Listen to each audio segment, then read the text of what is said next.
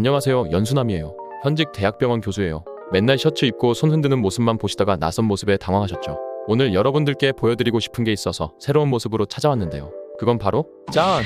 미국에서 바다 건너서 온 실버 버튼 택배입니다. 언박싱 순간을 여러분들과 함께 하고 싶어서 안 뜯고 기다리고 있었는데요. 바로 한번 언박싱 시작해 보도록 하죠. 언박싱 하면서 바로 댓글로 남겨주셨던 Q&A도 진행해 보도록 할게요. 첫 번째 질문입니다. 매번 같은 복장에 같은 동작이 반복되는데 로봇이 컨셉인가요? 네, 예리한 질문인데요. 맞습니다. 제 채널 아이콘이랑 대문만 봐도 로봇인 걸 알 수 있죠. 채널 개설 시 생각했던 컨셉입니다.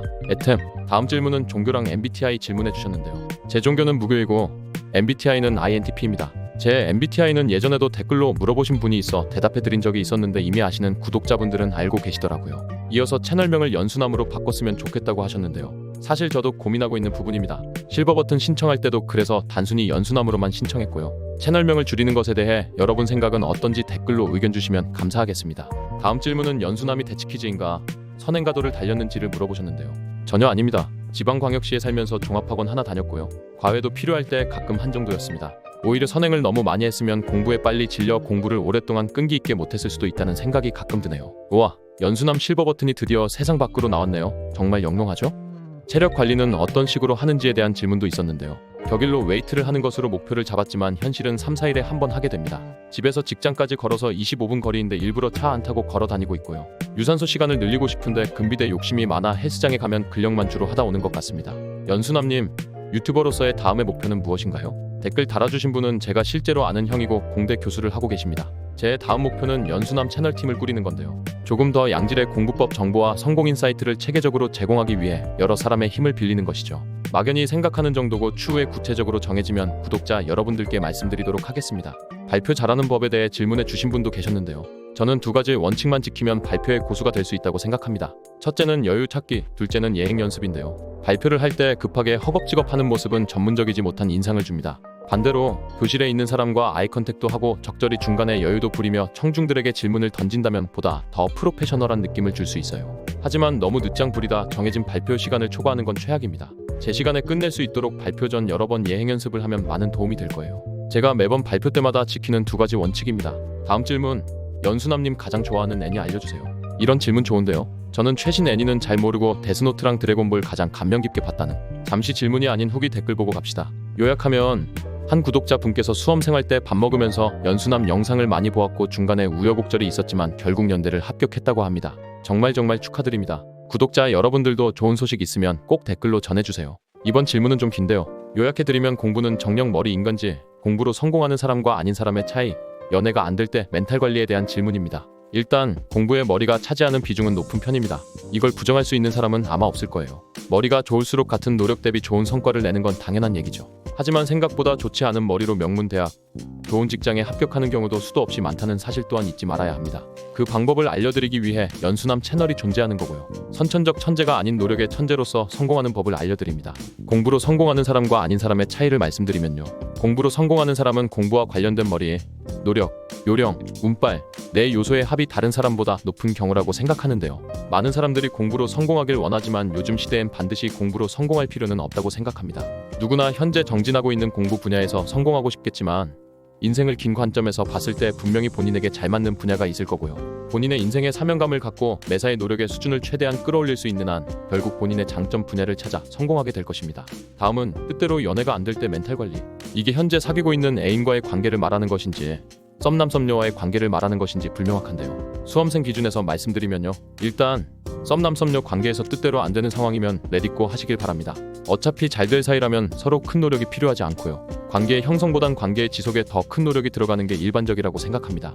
만약 이 관계의 형성 시기에 뜻대로 안 된다고 느낀다면 어차피 잘 안 될 관계에 혼자만 에너지를 많이 쏟고 있지는 않은지 냉정하게 생각해 볼 필요가 있습니다. 그 에너지를 아껴 본인의 더 큰 목표에 투자하세요. 그렇게 되면 더 좋은 인연이 분명 나타날 겁니다. 사귀고 있는 상태에서 뜻대로 안 되는 상황은 너무 다양할 것 같은데요. 정보가 많이 없기에 이건 상대와 그 상황을 대화로 잘 풀어보라고 하는 정도로 말씀드릴 수밖에 없겠네요. 어떤 영상부터 어떤 순서대로 보면 좋을지 궁금하다고 질문도 올라왔습니다.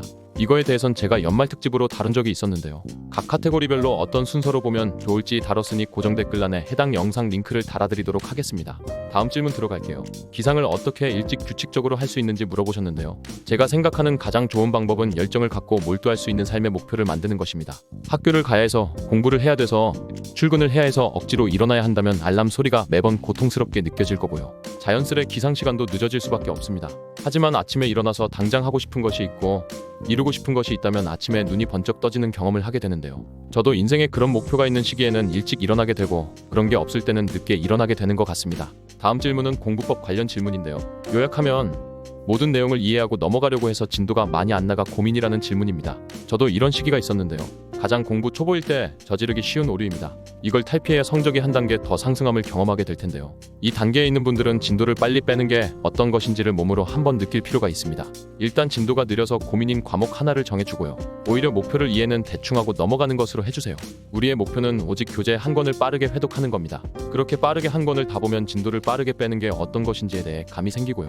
어떤 식으로 공부하면 속도를 낼 수 있을지에 대한 개념도 동시에 키워지는 거예요. 다음 회독 시의 내용이 더 잘 이해되는 것은 물론 다른 과목을 보는 속도도 점점 올라갈 겁니다. 공부에 있어서 완벽주의는 초반에 탑재해야 되는 것이 아닌 마지막에 탑재해야 된다는 점을 기억하세요. 연수님만의 플러팅 방법이 궁금합니다. 연수님은 연수남 플러스 님의 줄임말인가요? 생각보다 연애 관련 질문이 많아서 저도 재밌는데요. 저는 관심 있는 사람이 말한 것 중 사소한 걸 기억했다가 챙겨주는 방법을 사용합니다.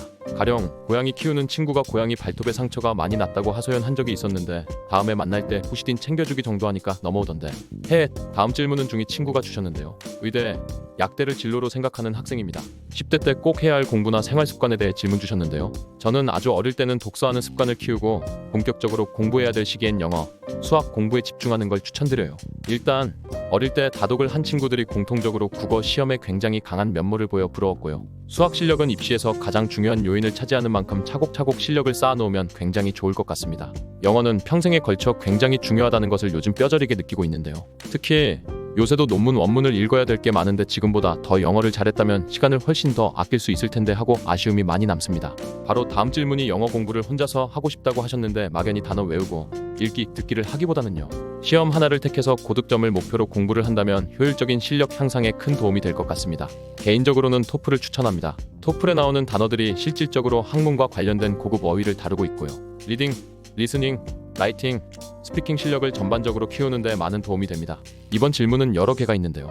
질문이 많은 만큼 스피디하게 핵심만 말해볼게요. 일단 자존심 올리는 방법입니다. 제가 생각하는 방법은 단순히 마인드 컨트롤을 통해 올리려고 하기보다는 실질적으로 발전하는 경험을 많이 쌓아 자존감의 근원을 만들어가는 겁니다. 다음 질문, 좋은 인간관계 만들어가는 방법. 고전이지만 카네기 인간관계론 읽어보는 것 추천드립니다.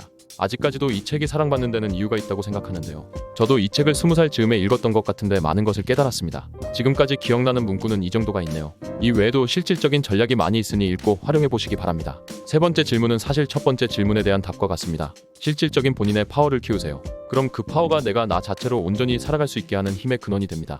건강한 마음 만드는 방법은 지금까지 제가 말씀드린 방법과 더불어 꾸준한 운동을 하는 걸 추천드리고 싶네요. 말이나 내 생각을 조리 있게 말하는 방법은요. 토플 스피킹을 공부하면서 알게 된 방법론입니다. 어떤 질문에 대해 항상 두 가지 근거를 생각하는 훈련을 하고요. 각 근거에 대한 예시를 또 하나씩 생각하는 방식입니다. 이런 식으로 모든 주제 또는 질문에 대해 계속 생각하는 훈련을 하면 두 가지 근거와 함께 예시까지 들 수 있는 능력을 갖출 수 있게 될 거예요. 다음 댓글 들어가겠습니다.